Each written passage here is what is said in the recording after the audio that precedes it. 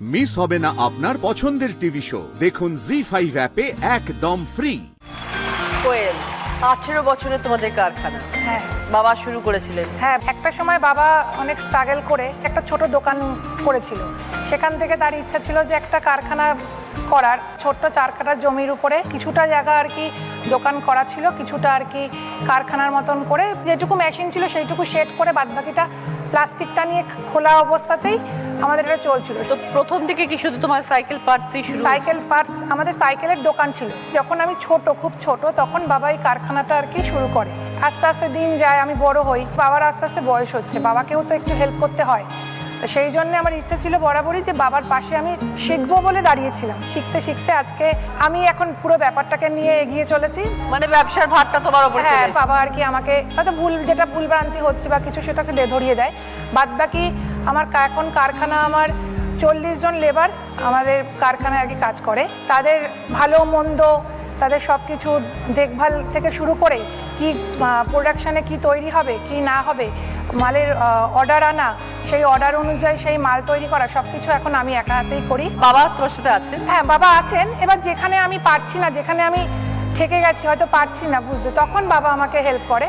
কিন্তু মেন কাজটা আমাকেই করতে হয়। মূলত কাজটা কিরকম? সাইকেল স্পোক, ভ্যান স্পোক, এখন যে হেভি ডিউটি ভ্যানগুলো যে বেরিয়েছে যেটাতে মোটর লাগানো থাকে, সেই মোটর ভ্যানের স্পোক, সাইকেলের যে গিয়ার, সেই গিয়ার, তারপর যেটার মধ্যে চাকাটা লাগানো থাকে সেই ফকটা, তারপরে আমাদের সাইকেলের যে সাইড স্ট্যান্ডটা সেটা অনেক রকমের হয়। তারপরে ফ্রেম, যেটা ভ্যানটা যে মেন যেই ভ্যানটার উপরে সিটটা বসানো থাকে, যে ফ্রেমটা ত্রিভুজ আকারে হয়, সেই ফ্রেমটা তৈরি হয়। এগুলো কি বড় বড় মেশিনে হয়? বড় বড় পাওয়ার প্রেস আছে, সেখানে আর কি মেশিনে তৈরি হয়। এখন যেটা নতুন আমাদের যেটা মানে প্রোডাক্ট আমাদের তৈরি করা হয়েছে, সেটা হচ্ছে হেভি ডিউটি ভ্যানের যে ফ্রেমটা, যেটা হেভি ফ্রেম, যেটার উপরে ভ্যানটা পুরো টোটালি থাকে, সেই ফ্রেমটা আমাদের ওখানে তৈরি হচ্ছে। আমাদের কোম্পানির নাম হচ্ছে ব্রাইট ইঞ্জিনিয়ারিং। ধরো এত মেশিন, এত রিস্কের ব্যাপার থাকে না? হ্যাঁ, রিস্কের ব্যাপার থাকে। সেইটা দেখভাল করাও তো আমাদেরই দায়িত্বের মধ্যে পড়ে।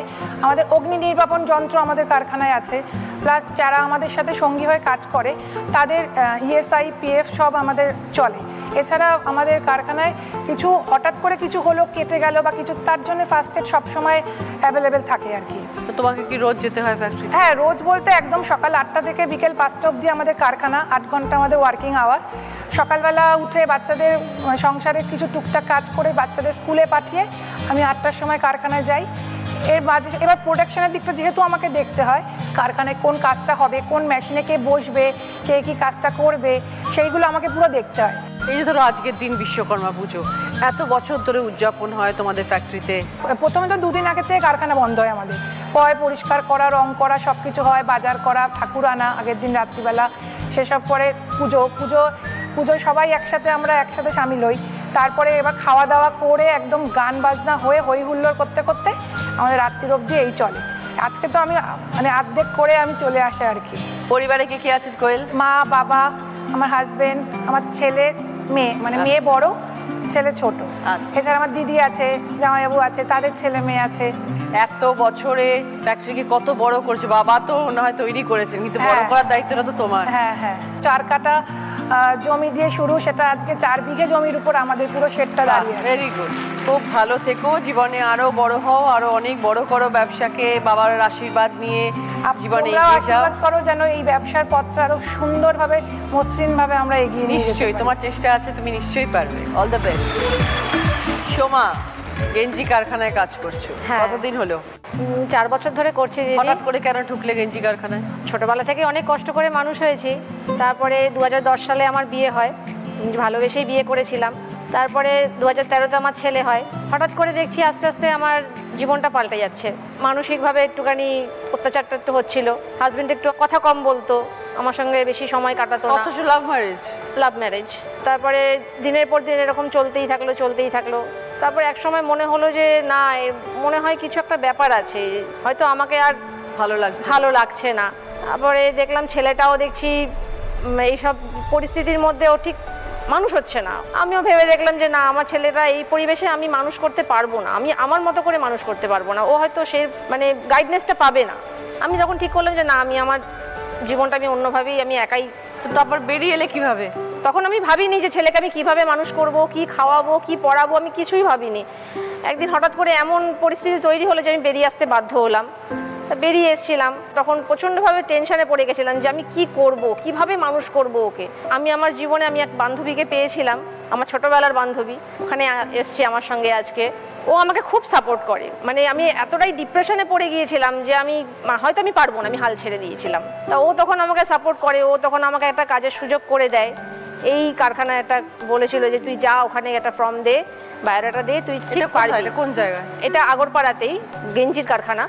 তো সেখানে আমি 4 বছর ধরে করছি। তো তুমি তো জানতে না কিছু কাজকর্ম? না, ওখানে পুরোপুরি ট্রেনিং দিয়ে নিয়েছিল, 1 মাস ট্রেনিং দিয়ে ওনারা তৈরি করে নিয়েছিল। কাজটা কি বানাতে হয়, সেলাই করতে হয়? হ্যাঁ, সেলাই করতে হয়। গেঞ্জি বানানোর প্রসেসটা কি রকম? প্রসেসটা হচ্ছে একটা স্যান্ডো গেঞ্জি, মানে মার্কেটে দেখতে লাগে একদম নর্মাল, কিন্তু এই নর্মাল গেঞ্জিটাই তৈরি করতে 6 জনের হাত হয়ে আসে।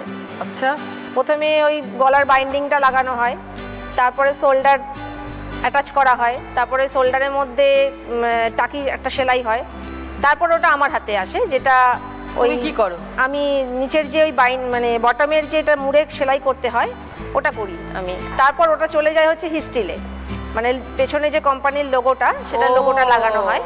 তারপর চলে যায় চেকিংয়ে। ঠিকঠাক হয়েছিল? হ্যাঁ, আবার চেকিংয়ে যদি ভুল ত্রুটি কিছু হয় ওটা আবার রিটার্ন চলে আসে। হ্যাঁ, ওটা আগে আবার খুলে করতে হয়। ওকে। 4 বছরে এখন তো নিশ্চয়ই অনেক সুন্দর শিখে গেছো? হ্যাঁ, এখন মানে ঘন্টায় প্রায় 170 180 দিতে হয়। আমাদের টার্গেট বেসিসেই কাজ হয়। সারা দিনে 8.5 ঘন্টার মধ্যে 3000 টার্গেট।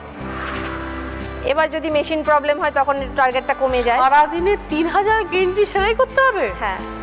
এটা কি করে পসিবল? এক সময় হয় না, হয়তো 2700 হলো, 2800 হলো, কিন্তু তবু করতে হয়। যদি না হয় তখন এটা কিভাবে সম্ভব, এটা আমি একটু বুঝতে পারলাম না। ওটা পুরোপুরি রানিং এ, মেশিনে করো তো? হ্যাঁ হ্যাঁ, এটা পুরো রানিং এ, একদম পায়ের কন্ট্রোলের ওপর, হাতের কন্ট্রোলের ওপরে থাকে। তো তোমাদের টাকা পয়সা কিভাবে তাহলে পেমেন্ট হয়? টার্গেট অনুযায়ী হয় নাকি পার ডে হিসেবে দেয়? না না না, ওটা স্যালারি সিস্টেম, মাসে মান্থলি। পরিশ্রমের কাজ। সকালবেলা কটার সময় যাও? ভীষণ, মানে বসে কাজও যে এতটা পরিশ্রমের হয়, না করলে কেউ ভাবে যে বসে থাকবো, দাঁড়াবো না, কিন্তু বসার পরেও কত কষ্ট, কোমর পিঠ ধরে যায়। এক এক সময় এমন হয় যে আমরা খাওয়ার টাইমও পাই না, যে 10 মিনিটে তো গেলাম খেতে, আবার তাড়াতাড়ি করে এসে আবার বসে পড়লাম। পাও তো ব্যথা হয়ে যায় সময়, হ্যাঁ, পা ব্যথা হয়, কোমরও ব্যথা হয়ে যায়, হাতও ব্যথা হয়ে যায়, কিন্তু তবু করতে হয়, কি করবো। তো তোমাদের স্যালারি কিরকম হয় সময় মাস গেলে যে তোমরা পাও স্যালারি? মাস গেলে ওখানে মানে স্টার্টিংয়ে দেয় হচ্ছে এখন 7000, তারপরে আস্তে আস্তে বছর হিসেবে বাড়ে। তো এখন কি একাই মানুষ করছো বাচ্চা? এখন একাই মানুষ করছি। বাপের বাড়িতে থাকো? বাপের বাড়িতে থাকি। মা বাবা আছে? মা বাবা, দাদা বৌদি। ছেলে কত বড়? ছেলে 11 বছর। ছেলেকে সারা সময় বোঝাবে জীবনটা এত সহজ নয়। আমি কি বোঝাবো দিদি, ও উল্টে আমাকে বোঝায় যে তুমি ভেবো না, তোমার জন্য আমি আছি। হ্যাঁ, এটাই সব থেকে বড় কথা। এটা জানা, এই জোরটা আমি পাই। খুব ভালো থেকো সোমা। জি5 ডাউনলোড করুন আর সব এপিসোড দেখুন একদম ফ্রি।